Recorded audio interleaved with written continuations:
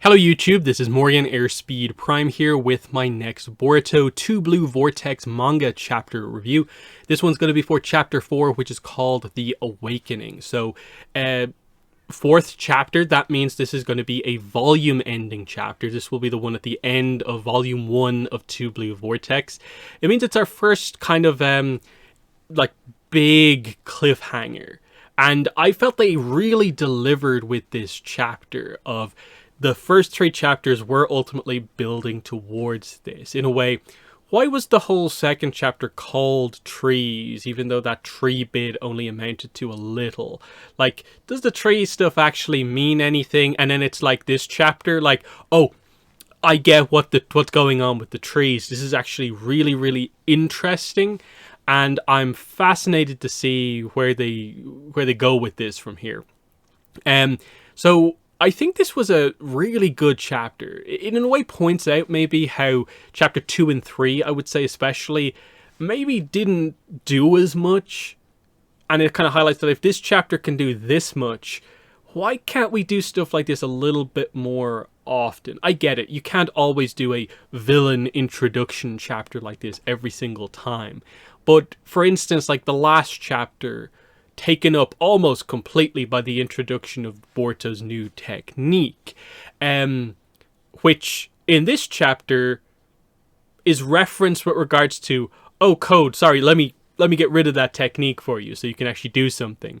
And so it feels a little bit like, ugh, I would have preferred that some of the content was spread out a little bit better and just page time used a little bit more. That still, I think, remains a bit of a problem with the series, that they should, I think, overall aim for chapters to be a bit more like this more regularly. But we're in a good spot. I think this has taken the start of this, relaunch of Boruto, and I think shown that, okay, the potential is there. I was worried after chapter 2 and 3 that they had maybe squandered a lot of the hype with the relaunch. But this, I think, gets it back if they can nail what's going on after this. Because there are so many elements in play in terms of, I want to see the backstory. What happened in between the 2 series to explain some of the events that happened in this chapter. Why does Boruto know so much more about this than before? We roughly know, but we now need to know, I think, in detail what happened. Show us the code attack on Boruto and Sasuke, and how Sasuke ended up like that. That I think is something that needs to happen.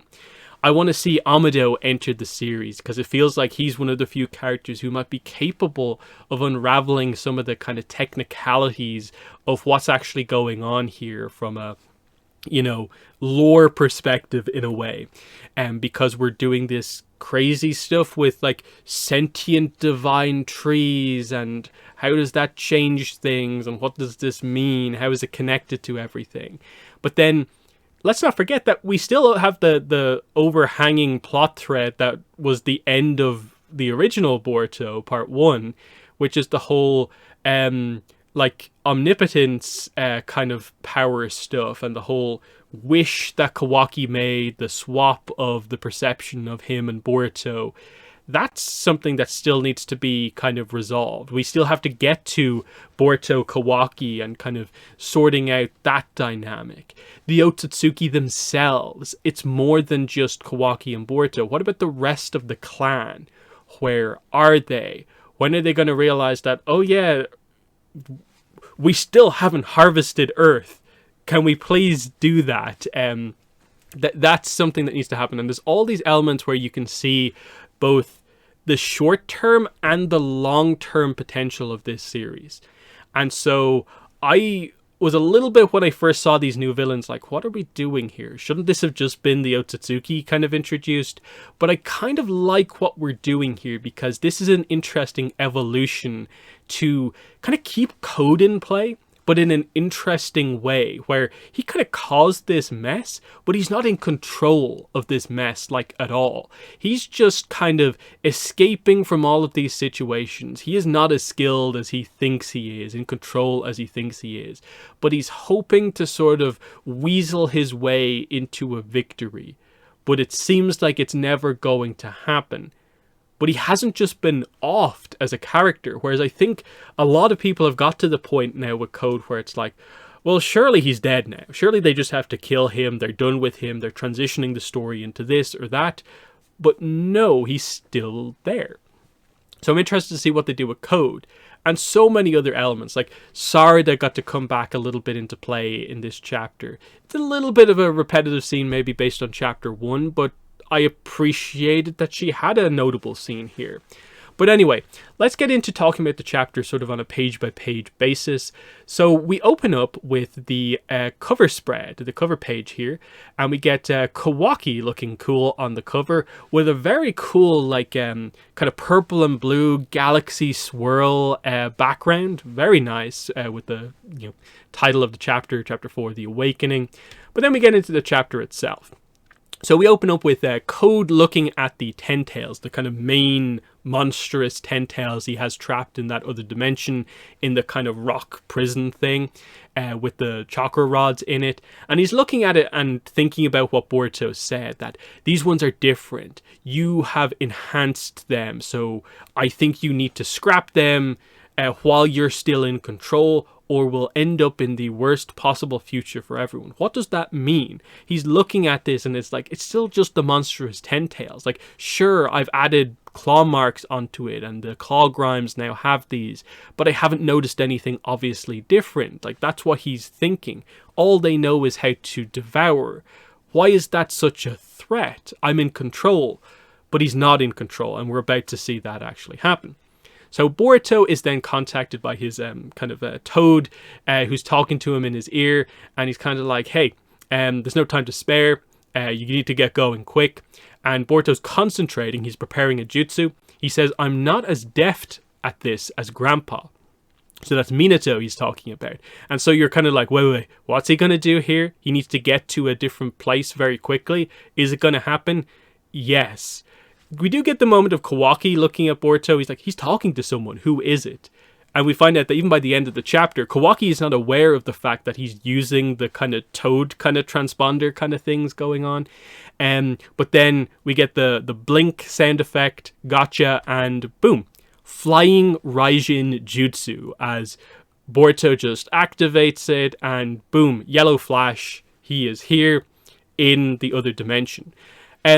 This is an interesting question that I was kind of thinking about. It's just like, is this the first time we've seen this jutsu used to travel to a different dimension? And was that ever even a limitation on the jutsu? Because I suppose it is just a pure teleportation jutsu. And in a way, does it matter if it's the same dimension? This then brings up the whole idea when it comes to dimensions in Naruto of like, does that just mean different planets? And there's always been a weirdness about that in Boruto when it comes to, we know about dimensional transport, but is that just the idea of we create a basically teleportation portal that brings us to another location, but it's still in the same universe? And that's just part of the Naruto terminology of just like, I guess they don't maybe fully know about like all planetary stuff. So that's the big question here of like, is this another dimension or just a different like planetoid or planet somewhere? But anyway, just a technicality point there. He is here where the Ten-Tails is, right next to Code, and he goes over and looks in and it's like, it's gone. Where's the Ten-Tails? And even the toad that's there spying on Code is like, wait, what happened? I was watching it. I didn't see anything happen, and Code didn't do anything himself. He can't do anything. I have no idea what happened. At this point, Code does see the toad and he's like, wait, what's this? Then we see in the background a mysterious figure appears on top of the prison, and Boruto goes to look around at this being, and we get a clear look at it finally. And the reveal that we get here is that Boruto's like, oh no, it's too late. Code looks over and is like, wait, what? Bug? How are you there? And he looks at the new kind of villain that's here. And then over at the tree that Bug is part of now, because he got devoured, I suppose, basically. But he's still alive. That's the whole technicality there. He's alive in the tree, but he's been devoured. But it's clear that this Clawgrime looks like a kind of younger version of Bug. It's like a Bug Clawgrime. What's going on here? And Boruto points out that that's not Bug. That creature in front of us is a divine tree. So we get the explanation that all of these new villains we're about to get introduced to are effectively these evolved divine trees. Because of the enhancements that Code made to the core Ten Tails, there's been this evolution process, and this is what Boruto's been afraid of basically these splinters of the divine tree becoming properly sentient and becoming powerful on their own beyond just mindless parts of an army, basically. That's what we get here. So the Bug Divine Tree then attacks Boruto, tackles him into the wall. Boruto sort of like fights back enough to get some space to do a jutsu. Really cool lightning kind of style jutsu. And it comes across like a kind of Pokemon electric attack kind of here. Full on kind of Thundershock style thing going on here. So he sends it kind of back a little bit. But straight away, hand turns into a giant kind of like almost dinosaur mouth. And goes to consume or devour Boruto. And this is obviously hugely significant. Because if this thing is in fact a divine tree, it eating Boruto would be the completion of a full divine tree. Divine tree plus consuming an Otsutsuki equals chakra fruit. And as far as we're aware, the whole world at risk of being kind of captured in the roots of a divine tree. How exactly that whole stuff works, like if Boruto or Kawaki was to actually get consumed by one of these things, it's very unclear how this changes the situation. But it is clear that this Bug one was planning to eat Boruto in this moment. And we don't know really what would have happened. Because obviously it takes time for a chakra fruit to grow. But now that they're sentient, these, as we'll soon get revealed, 4 new villain characters that are sentient divine trees, can they just eat basically their own chakra fruit to gain power themselves? Like, is that okay? Does that make sense? I suppose it kind of does, because they're now, in a way, 4 separate entities rather than just being, I suppose, fractions of Ten Tails, but we'll see how they go about explaining that in the future, I suppose. But anyway, Boruto dodges being eaten by using the Flying Raijin Jutsu once again. And it's obviously clear that he has placed whatever his symbol is on, I guess, the toads that he has working for him. And the creature actually speaks and says, "Tricky little jutsu." And we know how tricky teleportation jutsus are for the villains, of course. That's always the case, including Sasuke's Rinnegan switcheroo ability and stuff like that. But anyway, Code collapses to the ground because Boruto's attack is still having the effect. Boruto's like, okay, I kind of need Code to help me out here. I have rescinded the Uzuhiko. Get up and prepare for an attack. You have to help out in this situation if you don't want to die. We do get some answers here, like Code's like, what happened to the 10 tails? You say it's related to Bug being devoured and becoming a tree. And he says, not just Bug. This involves others too. Everyone who's been turned into a tree. And with Boruto, you're kind of thinking, how does he know about this? Because as far as we're aware, we have only seen the one leaf shinobi back in the village who got turned into a tree. I think there was the implication that maybe a couple of other randomers also got turned into trees by the attack on the village. But we have not seen anyone significant, apart from, I guess, Bug, really get turned into a tree yet. So Boruto obviously has experience with this beyond just the incident that has just happened over the last couple of chapters, highlighting that this is something that's been going on in the background that Code has been completely oblivious to. And this is super interesting because we then cut up, and in the sky is the second of these kind of evolved divine trees. And this one begins to speak. And I guess we have to call this one the Jigen or Ishiki divine tree character. I'm not really sure what the dynamic is going to be here, like in terms of like, wait, how was he potentially captured by this? Because Ishiki's fully like dead, and then Jigen basically died a long time ago, so what's going on here? Again, we don't know what the full situation is, but it kind of matches, because like there's the kind of horn kind of effect, and a lot of it seems like the hairstyles are effectively matching the kind of claw marks that they have as hairstyles for these characters. It's kind of interesting. But he says, chakra, all life on a planet, both current as well as past and long dead. So I suppose that kind of is the key there, is that even people who are dead can be used to form these new creatures, I guess is the idea there. That current, so people who are alive, people from the past, even those who are long dead. We divine trees exist to suck the chakra out of all living things and form a chakra fruit. At least that was our original driving instinct. So that seems to suggest that there is something else that they can do now. They have a goal beyond just the simple one of create a chakra fruit. It is a source of power, use it ourselves. But it obviously, like I said before, kind of brings up that concept of like, if one of these things consumes Boruto, creates a chakra fruit themselves, and then eats it, like, they've produced it themselves. So like, do they actually gain in power from that? Like, does that make sense even how it works? Just from a kind of almost energy conservation kind of point of view there, it's a bit of a weird one, but it's this power source dynamic, which is how the Otsutsuki's gain power, of course.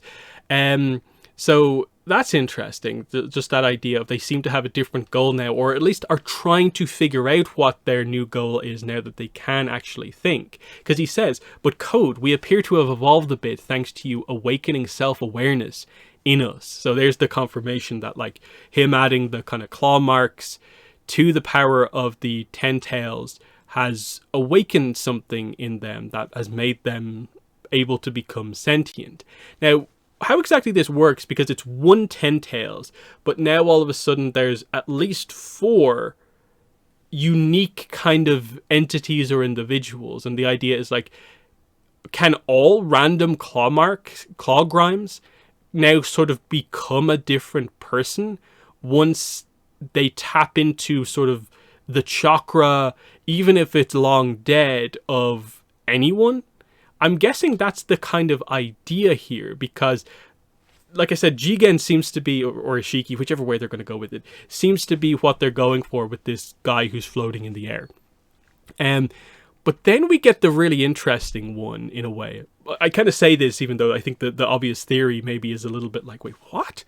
But the third one then arrives on the scene, walking in from behind, and this female claw grime evolved divine tree character says, poor Code, it seems to be your inescapable fate to be a clown who ends up being used by someone else. It's almost laughable. And this character is interesting because their claw mark hairstyle is like all here, and then it comes out the sides, like all the way out the sides. It looks kind of almost like, it's convenient she says the word like clown, referring to Code, when it looks like she's wearing like a jester's hat of some sort. But there's only one character who comes to mind who has hair that would match that kind of silhouette of it going way out, like in kind of almost bars out to the side, and that's Moegi. Now, you know, the obvious question is like, wait, why is potentially one of the main 4 characters as part of this new kind of villain group based on other characters? Why Moegi, potentially? Bit of a question there, obviously, because the other ones make a lot of sense. So, I'll get into my kind of idea about like the reasoning maybe behind some of these character choices going forward. I don't think it's confirmed to be Moegi, but it would kind of be interesting just because I think everyone's been waiting to see like, as far as we're aware, it is canon that Moegi has wood-style jutsu, but we've never seen her use wood-style jutsu because I think it came from like a data book. But anyway, this character walks in, and the toad that's with Boruto is just like, I think we should retreat now to regain our footing. But Boruto decides to stay because we get the arrival of the fourth and final, at least for now, evolved Divine Tree character. And this is the one that is basically the Sasuke one. It becomes clear the second you see this character's face more kind of head on. And then it's obviously confirmed by the end of the chapter. But Boruto, I think it's clear, has seen this thing before. Or at least obviously recognizes that this looks like Sasuke.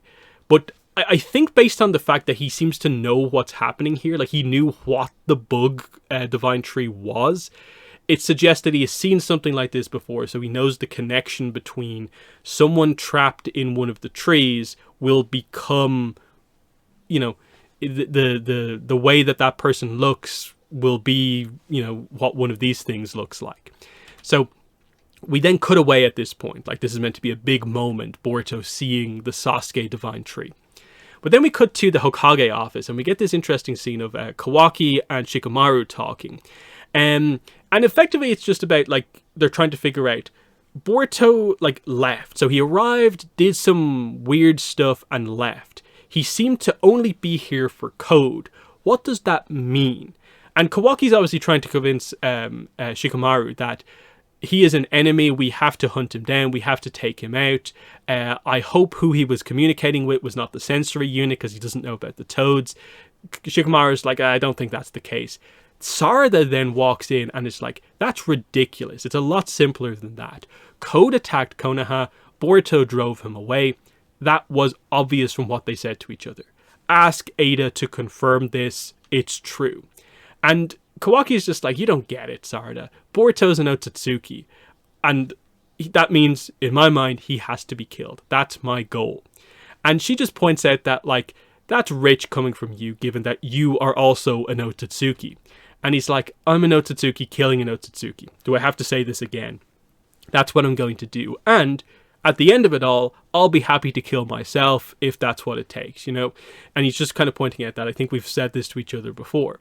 And she just repeats, I won't let you have your way in Konoha as a shinobi who aims to become a Hokage. Shikamaru interrupts their argument here. But we just get the idea of like, okay, what's the deal with the trees? Is a forest attempted to be created? What's going on here? Sarada points out that what she knows is that the people who are trapped in the trees are still alive. That means there might be a way to save them.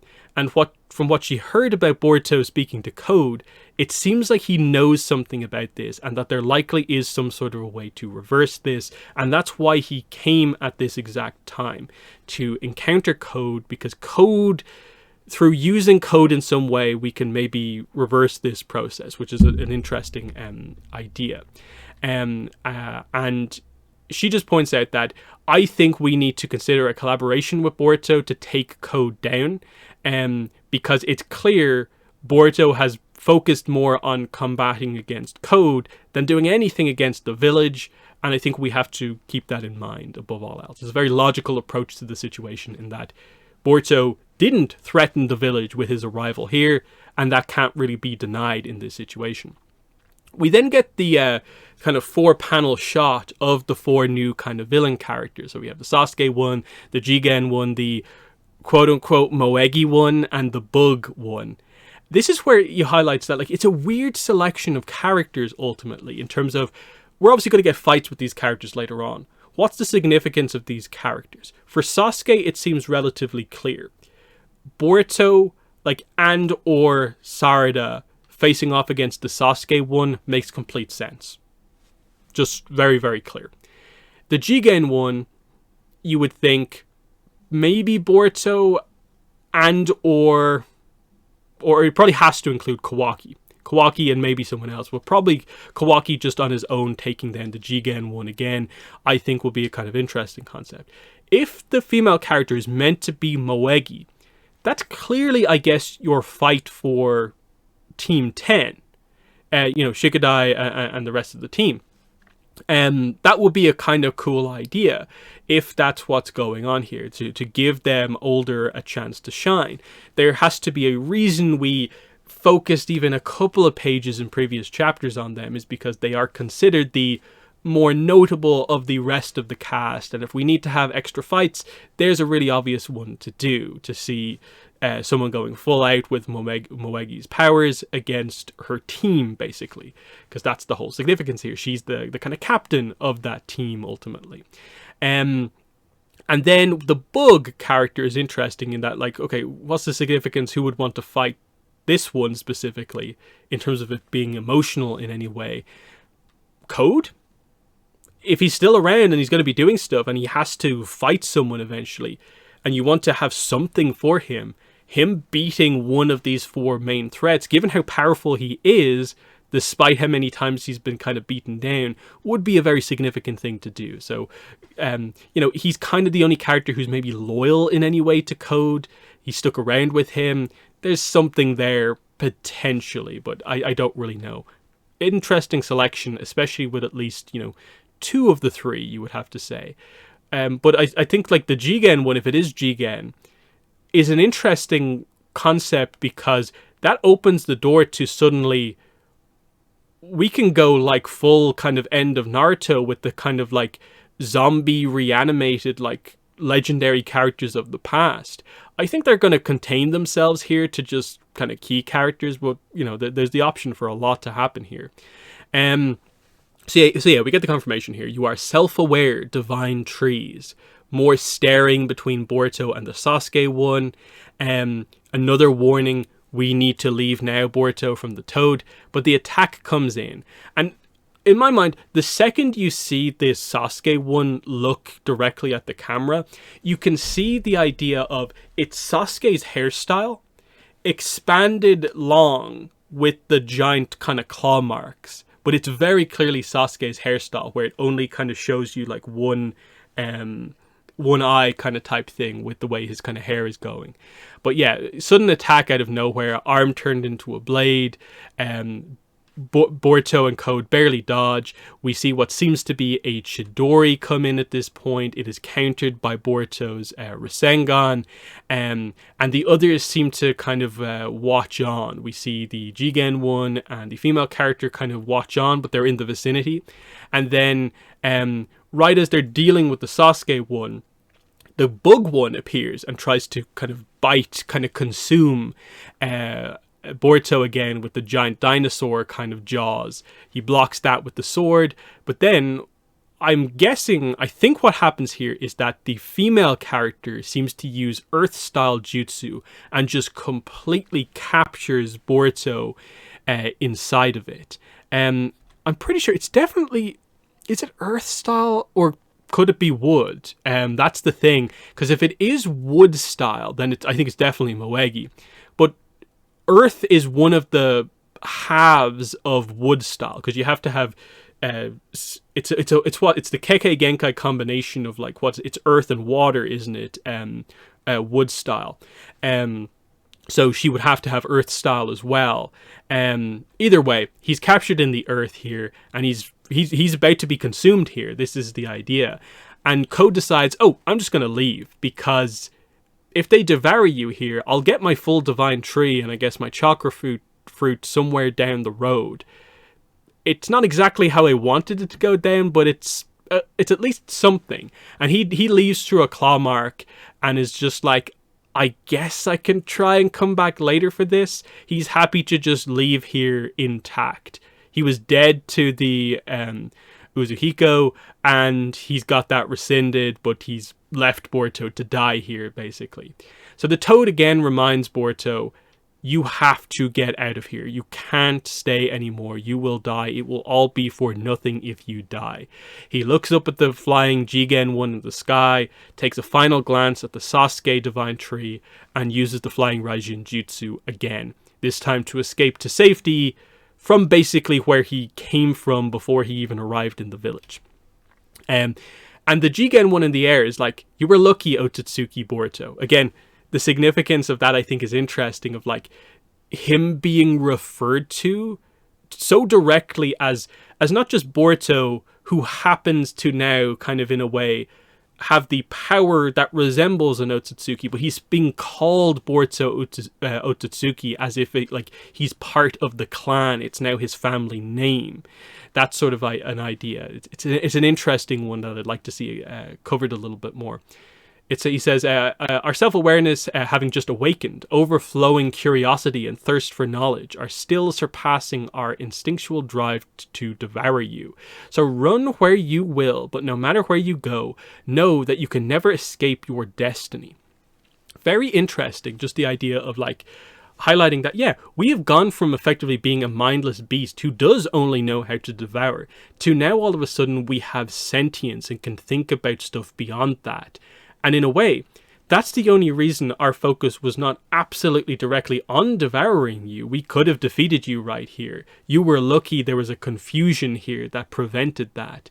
But it's inevitable. Your destiny will be fulfilled. But what is his destiny is the idea here. And this makes me immediately want Momoshiki to appear again and talk about in a way what's next. Because initially, what we were building up to was Momoshiki predicted the switch and Boruto's life being messy after this point. But how much about from this point onwards does Momoshiki know about? And now why does the Divine Tree sort of know that this is his destiny? Or is this just a villain thing because we are destined to capture you and that's it? Or is there something more to it? Is an interesting one. But then we get the final scene. So Boruto has transported himself next to this tree. And initially you're like, okay, he's sitting next to a tree. He's looking at the Sasuke headband. And someone walks up and you're like, oh, finally, are we going to see Sasuke? Are you trying to destroy this planet? Don't ever be that rash again. Sorry, I panicked. And you think, okay, this surely has to be Sasuke here. But no, it's Kashin Koji. I'm not trying to console you, but you knew there was a chance of this happening. And it really doesn't change anything. We still must fight. And we end with, sorry, you'll have to wait a bit longer, Sasuke. And the reveal that Boruto is sitting down at the base of this tree, and directly over Boruto's head is Sasuke in the middle of this tree. He has suffered the same fate as Bug and certain other characters, and this explains why there is a Sasuke-looking divine tree entity. And obviously the idea seems to be that this happened, I guess, during the code attack on Boruto and Sasuke that happened partway through the time skip between series that was referenced a couple of times in the earlier chapters, where I think it's referred to of the idea of Boruto is so much more powerful now than he was during that time. And this is the important thing from almost a power level perspective, is that, oh yeah, when this incident must have happened, Code vastly more powerful than Boruto, not fully able to use all of his skills, and he would be more powerful than Sasuke. So I'm guessing some sort of a situation happened here where Sasuke probably had to sacrifice himself to prevent Boruto from being devoured by one of these Ten-Tails claw grimes. And he got bitten, he got turned into a tree. Maybe the first tree. Explaining that potentially this is why Boruto has such familiarity with what's happening here, is that he maybe saw the birth of the first evolved divine tree character in the one that looks like Sasuke.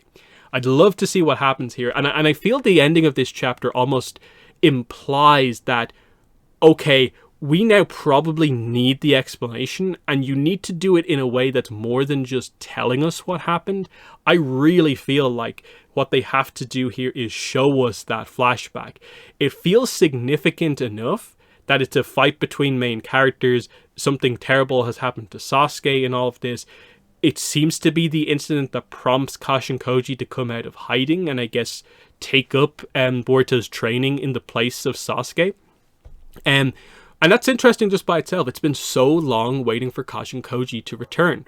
Now, his return now, based on the last few chapters, probably not super surprising because Boruto had the toads for the last chapter or two. So the second you saw them, you immediately had the Kashin Koji connection.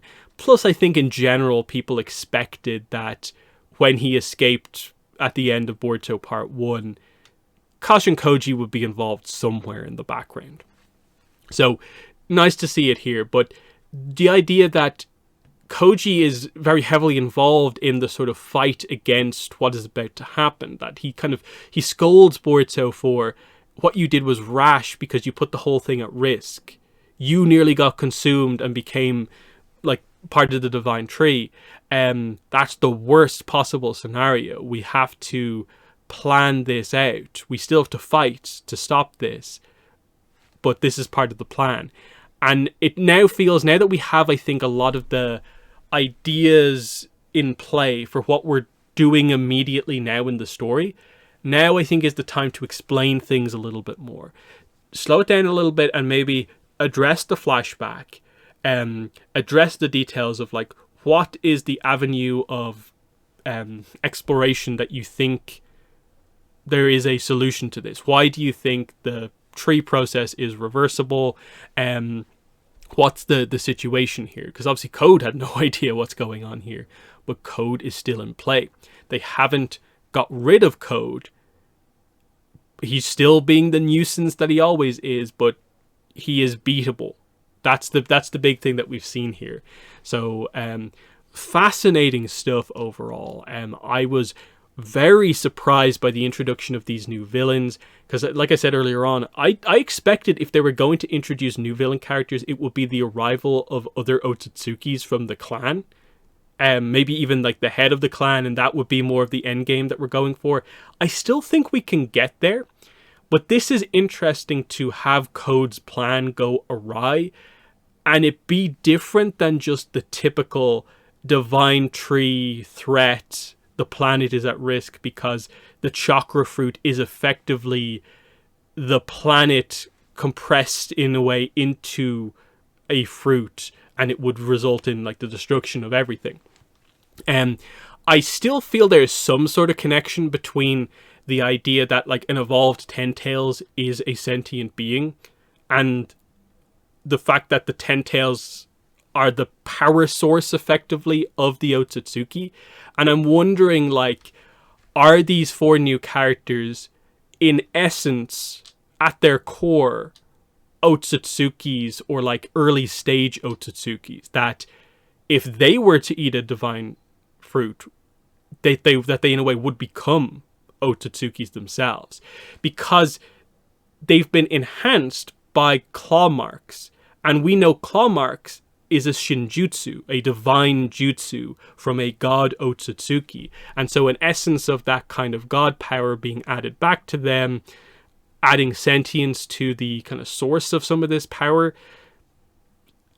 It's interesting to see what they do. If they go down the road of basically being like, in a way, this is how the Otsutsuki started in the first place, was something along this lines happening, and that the core species of the Otsutsuki is Ten Tails. Because again, the Otsutsuki have multiple Ten Tail seeds to use on a variety of different planets as far as we're aware. So that's an interesting connection. So the big thing is going to be, is it all the same? Or are these just inherently different to Otsutsukis overall? I'm fascinated to see what way they go with that on a technical point. And this is where I feel like I need Amado to come in and maybe explain some stuff to me. But there's still all this other stuff going on that's so interesting within the story that we still have to get to. Boruto Kawaki, Ada Demon, there's still stuff going on there. We still have to reverse the omnipotence and the switcheroo. And all this other stuff as well. This was the chapter that I think really showed the potential of Two Blue Vortex. And I didn't think they'd be able to deliver a chapter as strong as this after chapter 2 and 3, but they did it. I just hope we see some continuity and that chapter 5 is just as good as this and is a strong continuation, because we need to keep this trend going. Don't have this be a really mundane chapter next time out. Keep the hype going. That's my big thing at the end of this. So really positive from me on this chapter, but in the comments let me know what your thoughts were on the chapter. But that's been the video. Thanks for watching, and bye.